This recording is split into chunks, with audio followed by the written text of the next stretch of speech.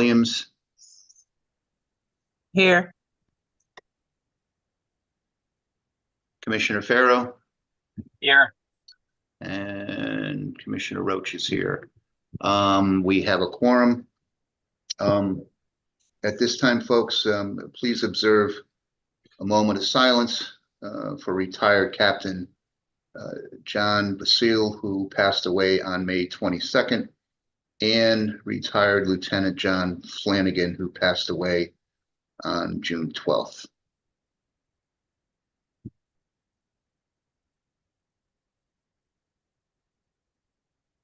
May they rest in peace. Thank you. Okay, entertain a motion to accept the minutes of the regular board meeting, which was held on May 21st of this year. So moved. It's been moved. Is there a second? Second. Moved and seconded. All those in favor? Aye. Any opposed? Okay. The minutes are accepted. On to reports. We'll start with the chief. Good evening, Chief Porter. Good evening, Commissioner Roach, and all our other commissioners. Hope you guys are all well and staying cool today and hydrated. Thank you. Same to you. Just a couple of quick things I wanted to point out. Not a very long report. As it relates to our weekly crime report, we continue to be down overall year to date. Our shootings are down, shooting incidents are down 40%. Our non-fatal shooting victims are down 12%, and our fatal shooting victims are down 50%. Of concern to me, though, is our overall felony assaults are slightly up at 23%. And those include, we've had a rash of stabbings and other incidents. So that's something that we are working on, working with some of our state and federal partners to address some of our felony assault crimes that we have going on in the city of Bridgeport at this current time. But overall, again, we continue to trend downward as it relates to overall crime. But there are some issues that we are actively working on. Just want to highlight a couple of things that we have going on so far. Our summer coverage, we're at that time of year where because of vacation time and things like that, we are, obviously we're having some issues with staffing and making sure we have adequate coverage for our different shifts. So we're working on that. We try as best not to have to order individuals, but there are times when we have to order officers over a shift. Our officers they're required when we order them over to do 4-hour shifts. So, but we are working hard to address that as best we can. We will see some relief in, I believe, July sometime. The current officers that are on the FTO program will be getting off the FTO program, and they'll be able to plug into some of those openings, and that'll give us some good relief. And also, we're about to hire, I believe, at least 3 to 5 lateral officers. I've interviewed them, and they're going to be coming on board in the next couple of weeks. So we'll be taking on lateral. So that should help us overall with some of our staffing issues. But as you know, it's a continuous issue with our staff, and we have to continue to work at that. We plan on starting another recruit class in August, and that's going to be one of our larger classes. We're hoping to have at least 30 officers or 30 recruits in that class. So that's really going to push us in a positive direction. In addition, this current list that we're working off of, which the class that will be hired in August is off of, is expiring. So we're in the process of recruiting. We're going to be given an entry-level exam probably sometime this fall as well. So as you can see, we're constantly trying to keep it moving so we can, get our ranks back up to a good number. Some of our emphasis in terms of crime reduction and crime hotspots are downtown. We continue to focus on downtown and other hotspots that we identify based on our crime stats. But downtown is one of our emphasis. There's a lot going on in the city downtown and in just off of downtown with the arena and the amphitheater. Our hookah lounges continue to be an issue. There are a couple of hookah lounges, one in particular that we are looking to work with the state and also some nuisance abatements to go after at least 2 of the hookah lounges because of ongoing criminal issues in those locations. So we're going to be working with some of our state partners to address as well as the health department, the liquor commission, along with the fire department to address some of those hookah lounges to get them into a better position. Couple other quick things as it relates to my internal my investigations, my discipline hearings. To date, I believe I'm up to date unless Lieutenant Lyons tells me otherwise. I think I am up to date. I don't think I have anything pending at this time. So we've really made headways with labor and making sure we get those done in a much more fast, expedient manner. Some community meetings. So we've undertaken several community meetings in the last couple of weeks. We did 2 over the last, I would say, 4 weeks. They both were held on 2 different organizations at the former Bessemer Center on North Avenue. Very well attended. Some really positive feedback. And one of the things that we take away, or I took away from those meetings, is as we see our Part 1 crimes continue to go down, we're starting to get more concerned, or we're starting to be able to address some of the quality of life issues. So as I've always said, the 99% of us are mainly affected by the quality of life issues. So that is something that we're looking to really address more. That's the biggest issue, or the most complaints that we receive from the citizens at those community forums. So we're really looking to address that. I also want to point out, and we'll make sure you all receive personal invitations, August 1st of 2024 at, I believe, at 6:15 in the front of police headquarters at our police memorial. We'll be having an award ceremony where we'll be honoring some police officers. We'll be honoring some community groups, and we'll also be honoring some what we call our legends of the Bridgeport Police Department, some officers who have retired, and they'll be receiving awards as well. But beyond that, I also want to mention, if you can, in your prayers tonight, if you would think about one of our retired officers, Kenny Kubel, who's now a Stratford police officer. He's in the hospital and he's ill, and his wife works in my office as well, and very good officer, very good man, and he's also a friend. So if you, in your thoughts tonight, if you could think about him and his family, and beyond that, I'll take some questions. Any questions for the chief? Commissioner Cruz. Good evening. Thank you for that Good evening. report, Chief. You mentioned that felony assaults were up by 23%. Is there one area in Bridgeport that's higher than the other, or is that throughout? It's kind of spread, not throughout, but certain neighborhoods, the Hollow area, Madison Avenue. There's certain demographics there. We see a lot of knife incidents over the last 2 summers, and that seems to be picking up. But it's kind of isolated to maybe 3 or 4 different locations, but not throughout the entire city. So the shooting incidents are also a part of the felony assaults, and the shooting incidents are down at this particular time. So I'm glad to see that.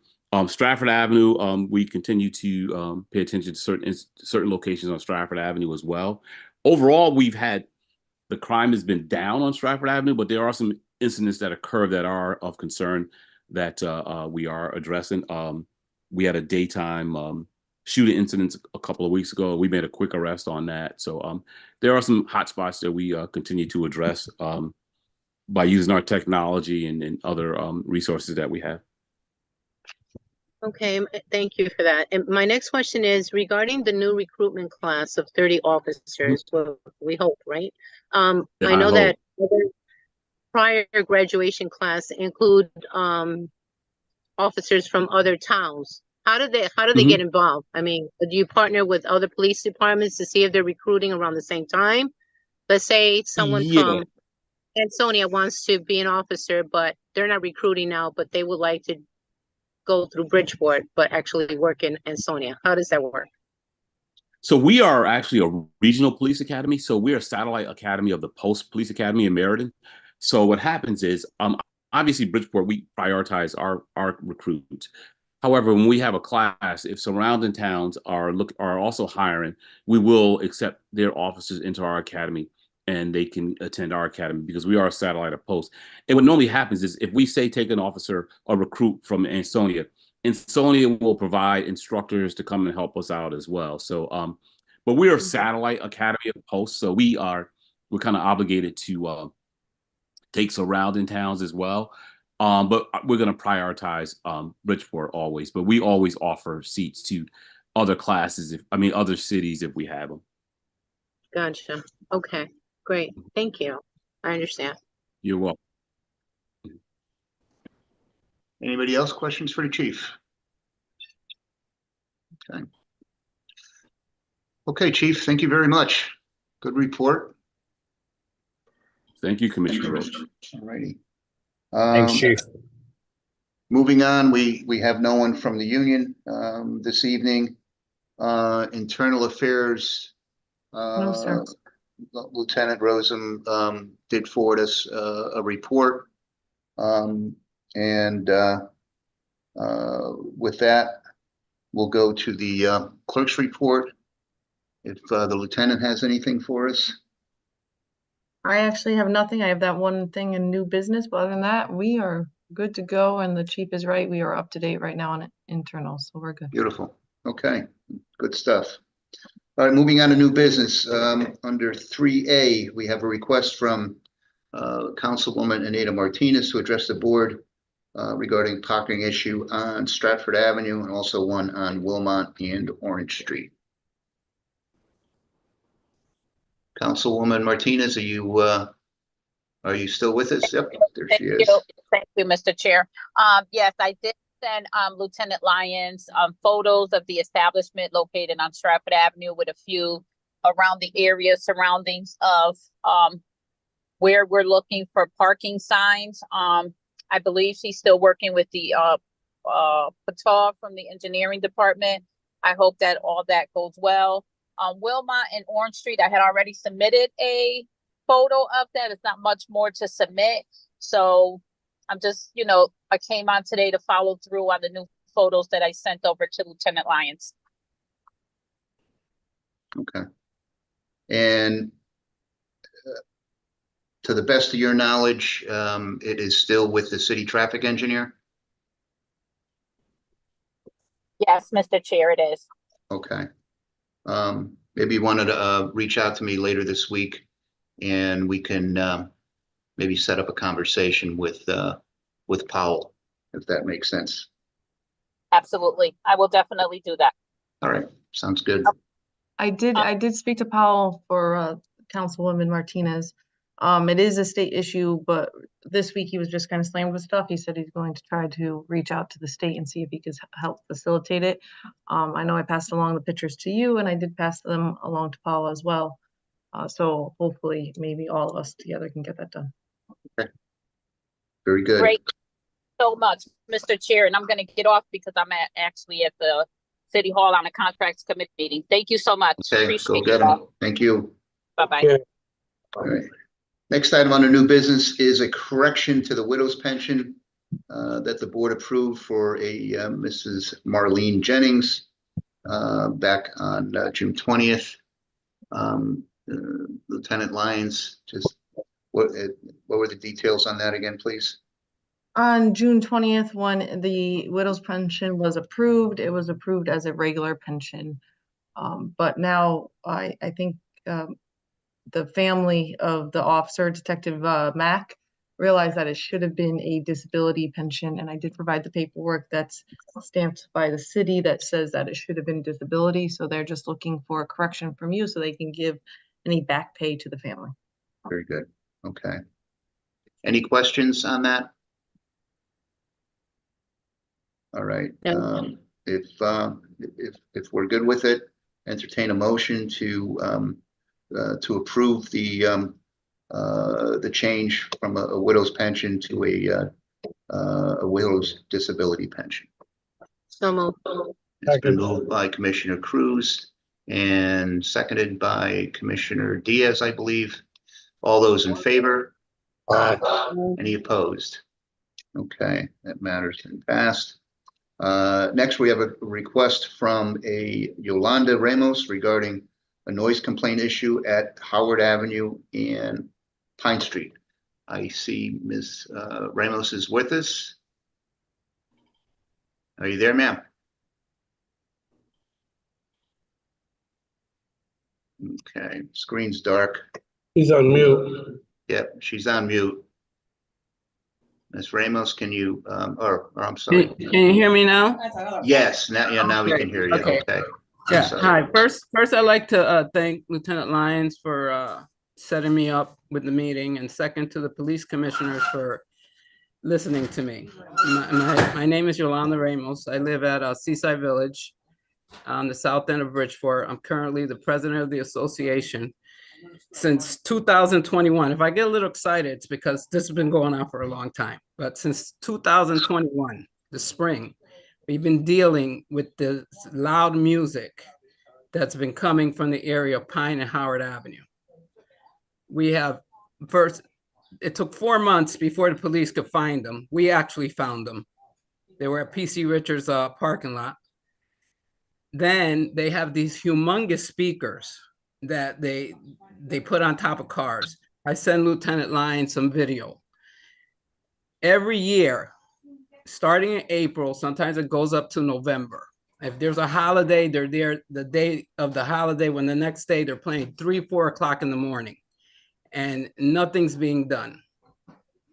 I've emailed the mayor, the chief, health department, zoning, somebody emailed DEP, and everybody says it's not a quality of life issue. It is.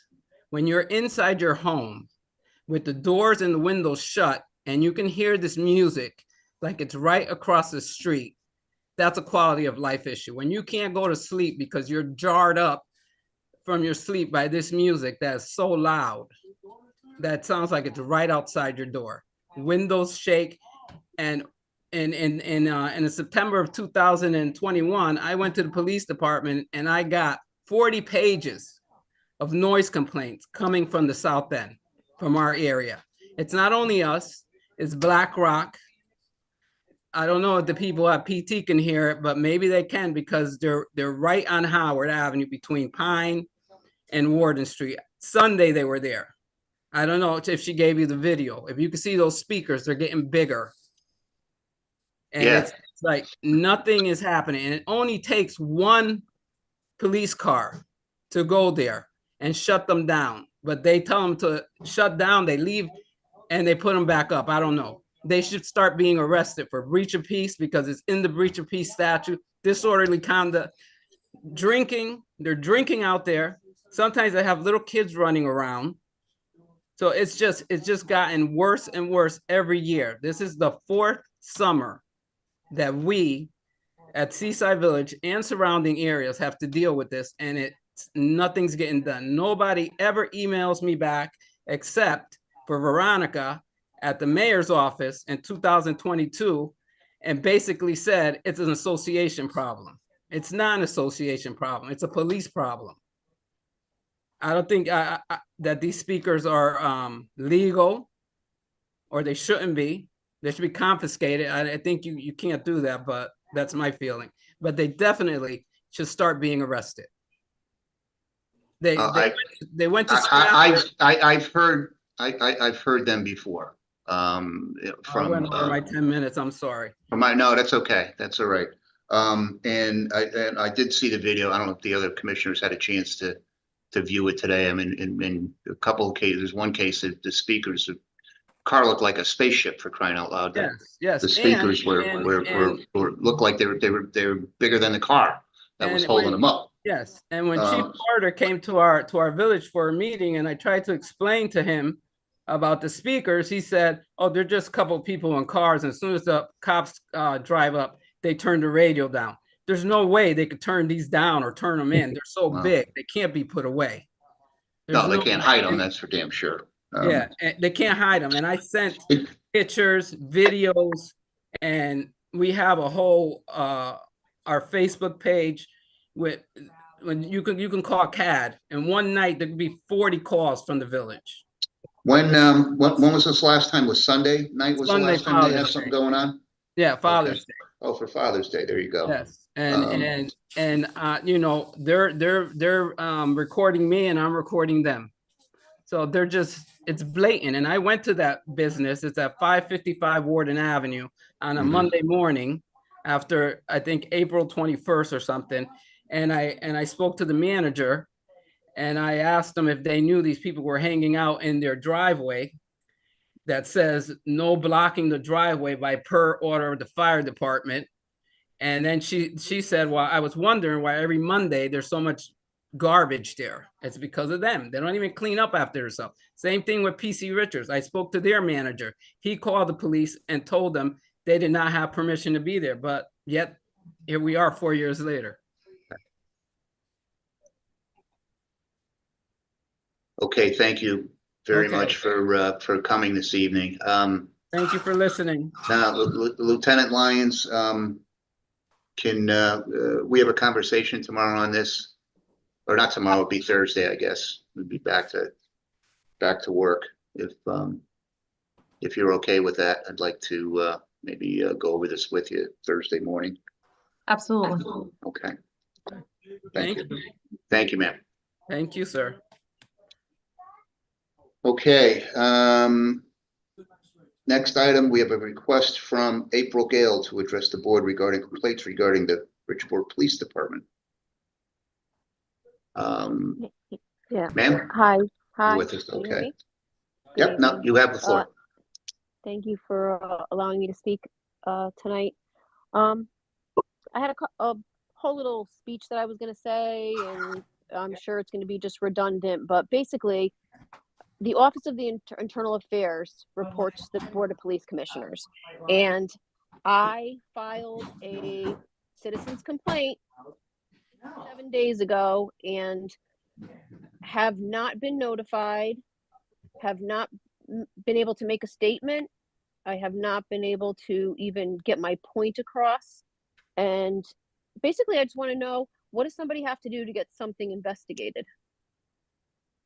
Because it's my understanding under Barros to create, including someone who reports something anonymously, that they're all supposed to be investigated through Internal Affairs, and Internal Affairs reports to police commissioners. So your complaint, you've filed a complaint, filled out Correct. the form, and you Correct. haven't had any contact from anybody? No. None at all. And I'm No. sorry, how long ago did you file the complaint? That was back April. I was acknowledged by Lieutenant Rosum on April 12th. Said that according to General Order Reference 1-5, that was going to be referred to Labor Relations, and I have not heard anything since. I did get a response from Lieutenant Rosum this morning saying he was away, and that he was forwarding my email. I believe you were CC'd on that email. Yes. Looking for any kind of answers. I've been calling Labor Relations. I've been calling the city attorney's office. I get no response. I've spoken in front of civil service. I mean, I'm a taxpayer of the city. And at the end of the day, I mean, regardless of any legal remedy for anybody else that I might be related to, I'm solely interested in holding Chief Porter accountable for malfeasance and abuse of power. And my citizen's complaint is based on that. And he's still continuing to be allowed to do so. So this is, it's a unique complaint, to say the least. And I believe that's why they referred it to labor because it involves the chief. Yeah, and I'm sorry, I don't mean to interrupt you, but in that general order that they're referring to, that it just states that in the event that Internal Affairs doesn't feel that they could investigate that, then Labor Relations then hands it over to an outside attorney, and then they're supposed to be handling it and reporting back to you as the president of the police commission within 30 days of the complaint. Right. So I just like to have some direction on where I'm supposed to go with this now. I'll be able to look into that on Thursday. Okay. we're under the impression that it's, it's still in the hands of labor relations. And don't quote me because I don't know exactly when this first came up, whether it's going to be labor relations or it may just be something that the board itself acts as the investigative body in this, and we'll try to get down to whether or not you'll be contacted by us or by labor relations. I really don't know, but I think that's something that still needs to be determined. Okay, Or at least yeah, in but I my figure, view. yeah, at some point, I mean, you need to have the substance and the actual, information in Mhm. order to make, Okay, to hold an investigation. So I just wanted to get this Sure. on the record and just try to get some kind of direction because I'm getting my head slammed against a wall, calling every day. So I appreciate and any, meanwhile, input. you can reach out to me. You have my email address also. Yes, absolutely. And let me see what we can find out come Thursday. Okay, thank you very much, Okay. Commissioner. I appreciate it. All right, thank you. Any questions from the other commissioners or? Okay. No. All right, we're going to move on to old business. We had a request tabled installation of handicap parking sign at 196 Morningside, which the city traffic engineer recommended. We deny the request. We ultimately, after a discussion, it was tabled. I think we've been forwarded some photos of Morningside. And Tom, are you on with us? Yes. Yeah, no, I'm sorry, for the record, Commissioner Lyons is here as well as Commissioner Diaz has rejoined us, but this is just a small bit of the street that is a dead end portion of it. There's only two houses, I think, on this little dead end sliver. And correct me if I'm wrong, Tom or Lieutenant Lyons, but I'm trying to remember the recommendation was based on available off-street parking. And the photos that we said, it seems that the driveway is not much of a driveway. I think that was Ridge. This is a different street. Oh, I did. okay. I did speak to the woman, well, the mother of the official applicant, about this and asked her for the pictures. I did ask her for pictures showing how busy the driveway is, but the picture she sent me is what I passed on to the commissioners. She said in her original application, she said other family members park in the driveway. And that is originally why Powell denied it, because there is a driveway accessible. But I do know that her son, who's the actual applicant, does have MS. So she's concerned about when people park in the driveway that she has no place to park for her son and the access to the house from the driveway. Okay.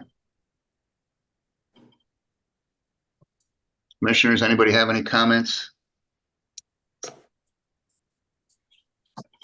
No, I saw the picture. It seems like the parking it appears from the picture that it's close to the entrance.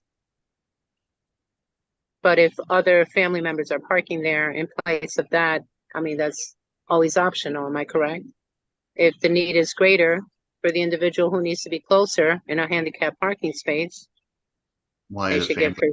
the family members parking in the driveway if she needs it? So, Right, is the question. okay.